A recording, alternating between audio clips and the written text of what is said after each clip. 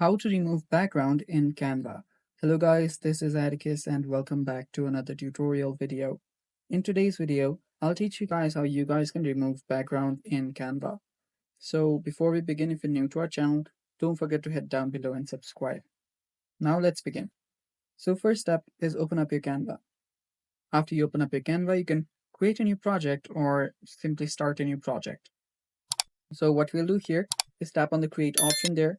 And now you can choose any template for you, or you can simply, use a custom size. So let's tap on custom size and you can now use a custom size. For this video, I'll use an canvas that was already in use and already has an image. So there we are. So if you don't know how to upload a picture in the canvas, head over to the upload section right here, upload your image to this section, and then simply drag it and drop it here. Let me show you how to do that. Simply select the image that you want to, put on the canvas, and there we go.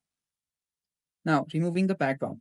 To remove the background, you'll actually need to have the pro version of Canva.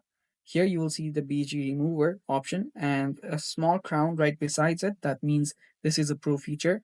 If you tap on it, you'll notice that there are a lot of different features available for pro users only. So you can try it for free for 30 days as well.